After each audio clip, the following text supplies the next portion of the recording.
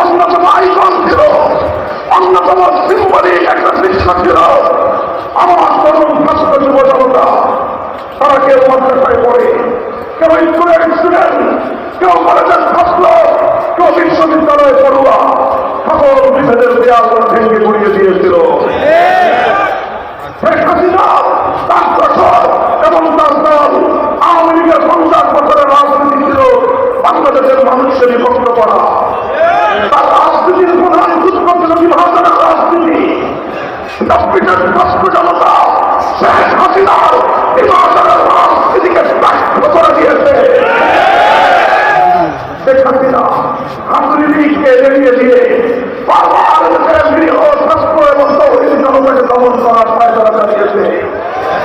আমার যখনই তার সঙ্গে কারো দ্বিমত হয়েছে, রাজনৈতিকভাবে কাউকে মোকাবেলা করতে যখন ব্যর্থ হয়েছে, তখন তাকে হয় সঙ্গীবাদের ত্যাগ দিয়েছে, আর না হয় রাজাকারের ত্যাগ দিয়েছে। এই ছিল শেখ হাসিনার ষড়যন্ত্রের রাজনীতির দুই মূল সূত্র। এভাবেই খেলতে খেলতে 24-এ 4 কোটি ছাত্র জনতাকে যখন শেখ হাসিনা রাজাকারের বাচ্চা বলে গাড়ি দিয়েছিল, সেদিনই বাংলাদেশে শেখ হাসিনার ভাগ্য নির্ধারিত হয়ে গিয়েছে। বাংলাদেশের প্রতিটি শিক্ষাঙ্গন থেকে, ঢাকা বিশ্ববিদ্যালয়ের প্রতিটি হল থেকে, বাংলাদেশের প্রতিটি পাবলিক এবং প্রাইভেট বিশ্ববিদ্যালয়ের ছাত্র জনতা একটাই প্রোগ্রাম করেছিল, আমি কে তুমি কে, আমি কে তুমি কে। প্রকারের মধ্য দিয়ে তরুণ ছাত্র জনতা দেখিয়ে দিয়েছে কিভাবে স্বৈরাচারের এই সকল অপকৌশলকে ব্যর্থ করে দিতে হয়। সংগ্রামী সাথী ও বন্ধুগণ, তাই আজ 24-এর ছাত্র জনতা, এদেশের আপামর জনতা যে অভ্যুত্থান করেছে, এই অভ্যুত্থান কোন একটি রাজনৈতিক দলের ক্ষমতার মসনদ পরিবর্তন করার অভ্যুত্থান ছিল না। রাজনৈতিক চেয়ারে ক্ষমতার সিংহাসনে ব্যক্তির চেয়ার পরিবর্তন করবার জন্য আবুসাইদ বাক্য দেয় না, শুধুমাত্র ক্ষমতার ফলাফলের জন্য মুখ করে শাহাদত বরণ করে নাই। একটি গুণগত পরিবর্তন চাই, এদেশের মানুষের অধিকার চাই, এদেশের মানুষকে তাদের কথাগুলো করবার অধিকার দিতে হবে। এদেশটা যে উদ্দেশ্যে 47 সালে বিভক্ত হয়েছিল, 71 সালে মুক্ত হয়েছিল, যেভাবে সকল তালিম অত্যাচারী শক্তিদেরকে বিতাড়িত করা হয়েছিল, 24 অভ্যুত্থানের পর সবচেয়ে বাংলাদেশ গড়ে তুলতে হবে। যারা একদলীয় রাজনীতির স্বপ্ন দেখেন, আমরা তাদেরকে বলবো দিবসত্ব দেখতে ভুলে যান। বাংলাদেশের মানুষ এখন সচেতন যে এখন আধিপত্যবাদকে তারা রুখে দাঁড়াবে। বাংলাদেশের মানুষ আজ বৈষম্যহীন বাংলাদেশ দেখতে চায়। বাংলাদেশের মানুষ অর্থনৈতিক মুক্তি চায়। বাংলাদেশের মানুষ মেগা প্রকল্পের নামে মেগা দুর্নীতি দেখতে চায় না। হাজার কোটি টাকা সকল ব্যাংকগুলো থেকে পাচার করে বাংলাদেশের অর্থনীতির ভূমিকা স্তরবিহীন ভূমিকে পরিণত করা হয়েছে। গোটা বাংলাদেশকে দেউলিয়া করে দেওয়া হয়েছে।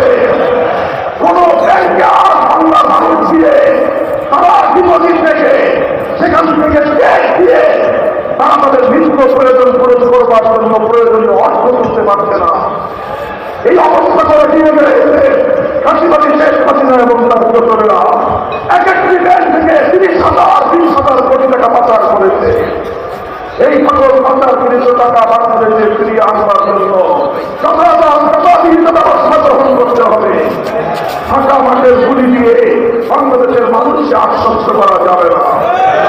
এই জন্য আমরা বলতে চাই, অর্থনীতির পুনর্গঠনের জন্য এদেশের মানুষকে নিয়ে আমরা নতুন প্রকল্প গ্রহণ করুন।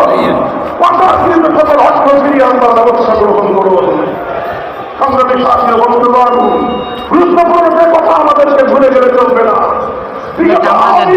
সরকারের অন্যতম এজেন্ডা ছিল বাংলাদেশ থেকে ইসলামী চেতনাকে হত্যা করা। আর ইসলামী চেতনাকে হত্যা করতে গিয়ে শেখ হাসিনা বাংলাদেশকে 2 ভাগে বিভক্ত করেছিল।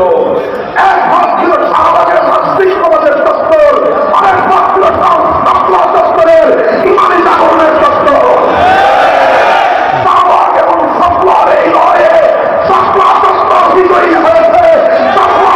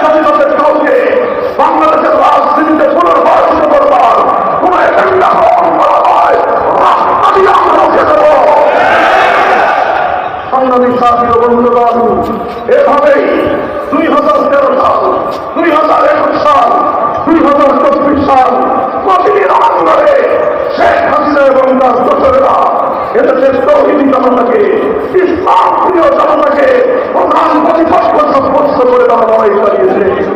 আর এই লড়াইয়ে আল্লাহ পাক রব্বুল আলামিন মুসলিমদেরকে নয়, বরং মুসলিম জনপদ থেকে রাষ্ট্রত্ববাদ সমস্ত মুসলিম ভেঙে গুড়িয়ে দিতে পারে, তাদেরকে আমরা বিজয় দান করেছেন। এজন্য 5ই আগস্টের বিপ্লবে 1 ঘন্টার ব্যবধানে টেকনাফ থেকে তেঁতুলিয়া মুসলিম জনপদে কোন রাষ্ট্রীয় স্থাপনায় কোন মূর্তি অবশিষ্ট রাখা হয় নাই। এই মূর্তি ভেঙে গুড়িয়ে দিয়েছে 5ই আগস্টের বিপ্লবীরা। কাজেই এই বিপ্লবকে বুঝতে হলে 5ই আগস্টের মূর্তি বিরোধী কোন জাগরণকে তোমাদের বুঝতে হবে। সংগ্রামী সাথী ও বন্ধুগণ, আমরা স্পষ্ট ভাষায় বলতে চাই, 15 বছর একজন সেবাদাসীকে দিয়ে, একজন কৃতদাসীকে দিয়ে বাংলাদেশের ক্ষমতার পশ্চাৎকে দখল করে রেখেছিল একটি চিন্তিত শক্তি। তারা বাংলাদেশের জনগণের বিপক্ষে অবস্থান নিয়েছিল। আন্তর্জাতিক প্রতিটি অঙ্গনে বাংলাদেশের মানুষ যেন তাদের ন্যায্য অধিকার থেকে বঞ্চিত হয়, এজন্য সেই দেশ বাংলাদেশের বিরুদ্ধে অব্যাহতভাবে তারা চক্রান্ত চালিয়ে গিয়েছে। 5ই আগস্ট শেখ হাসিনার পতনের মধ্য দিয়ে সেই ভিনদেশী রাষ্ট্রের বাংলাদেশি নীতি, বাংলাদেশ নীতি ব্যর্থ প্রমাণিত হয়েছে। এরপর তারা নতুন ভাবে ষড়যন্ত্র শুরু করেছে। তাদের কৃতদাসীকে তারা তুলে নিয়ে গিয়েছে, সেবাদাসীকে তাদের মনে আশ্রয় দিয়েছে।